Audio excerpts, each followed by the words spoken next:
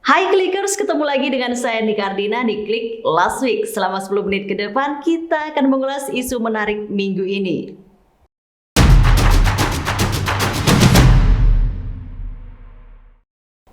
Senin 22 Februari 2021, untuk pertama kalinya tahun ini 27 Menteri Luar Negeri Uni Eropa mengadakan pertemuan di Brussels, Belgia. Topik utama dalam pertemuan tersebut adalah untuk menentukan sikap terhadap situasi yang terjadi di Venezuela, Rusia, Hong Kong, dan juga Burma. Perdebatan terjadi selama beberapa hari untuk menentukan sikap apakah negara-negara di Uni Eropa perlu menjatuhkan sanksi terhadap negara-negara ini, terlebih terhadap kudeta militer yang terjadi di Burma, Myanmar.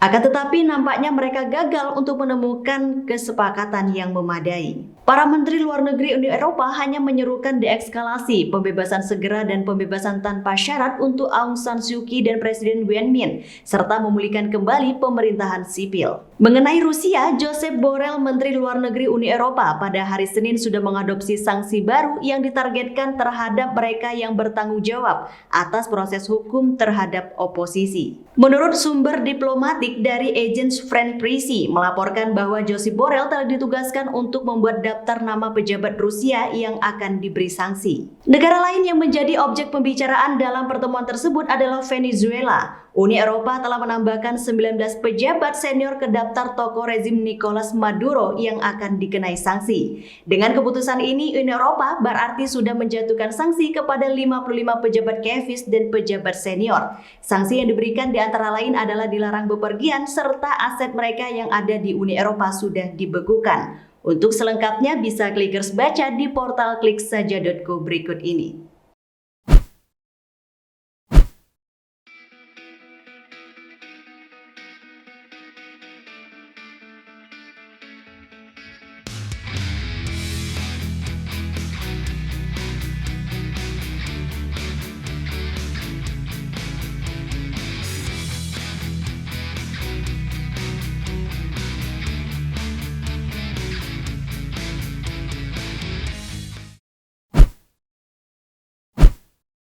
Diguncang isu kudeta dan juga Kongres Luar Biasa atau KLB, elektabilitas Partai Demokrat justru melonjak tajam bahkan mencapai 8%. Hal ini berdasarkan dari hasil survei dari Indobarometer yang dilakukan pada 1-10 Februari 2021 dengan melalui sambungan telepon terhadap 1.200 responden di seluruh Indonesia. Masih menurut hasil survei yang sama, partai pemerintah justru menunjukkan tren menurun, sedangkan dua partai oposisi Demokrat dan juga PKS justru melonjak signifikan. Angka elektabilitas tersebut menempatkan Partai Demokrat dan PKS berada di urutan keempat dan kelima setelah Partai PDI Perjuangan, Partai Gerindra, dan juga Partai Golkar. Sedangkan berdasarkan hasil survei dari lembaga yang berbeda yakni YPublika menyebutkan bahwa elektabilitas Partai PDI Perjuangan menunjukkan tren menurun dalam 4 bulan terakhir ini.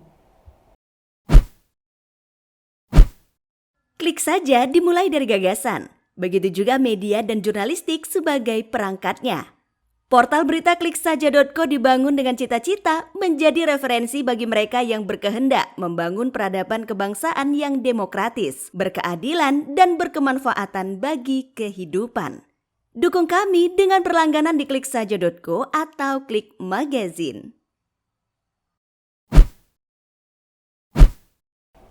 Pemerintah melalui Kementerian Koordinator Bidang Politik, Hukum, dan Keamanan atau Menko Polhukam sudah membentuk 2 tim untuk melakukan revisi Undang-Undang Nomor 11 Tahun 2018 tentang Informasi dan Transaksi Elektronik atau Undang-Undang ITE. Menurut Menko Polhukam Prof. Mahfud MD mengatakan bahwa tim pertama bertugas untuk lebih teknis dan membuat kriteria implementasi dari pasal yang dianggap pasal karet. Sementara tim kedua adalah tim rencana revisi Undang-Undang ITE itu sendiri. Karena katanya ada pasal-pasal yang bersifat karet.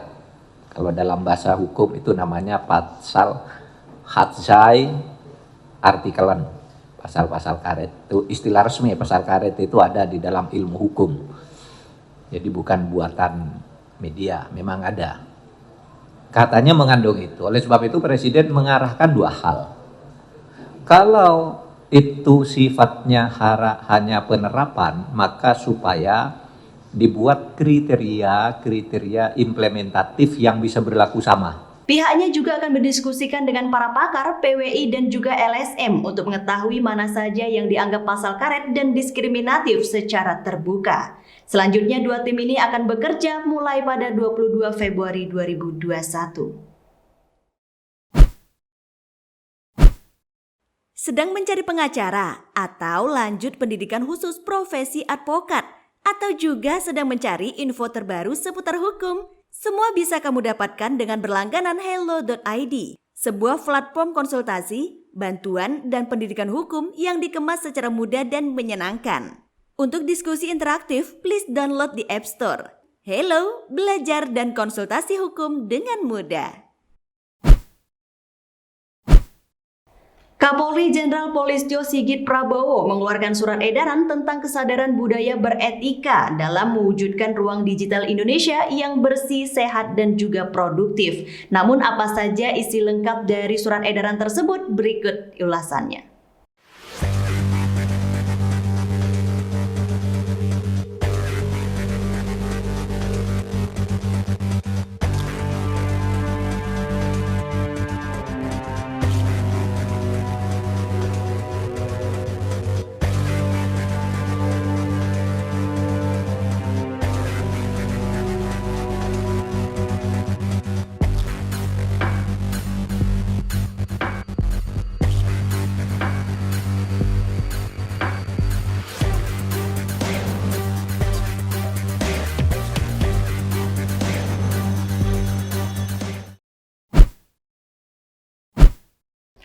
Minggu ini Klik Magazine sudah terbit dengan tema utama Tangan Besi Oligarki. Seperti apa bisa Klikers dapatkan dengan berlangganan di Klik Magazine, atau juga bisa download versi PDF-nya secara gratis. Terima kasih untuk tetap setia mendukung kami dengan klik like, share, dan juga komen, serta jangan lupa subscribe dan aktifkan lonceng notifikasi. Saya Nika Rina bersama kerabat kerja yang bertugas mengucapkan terima kasih. Kita akan ketemu di Klik Last Week minggu depan. See you, bye-bye.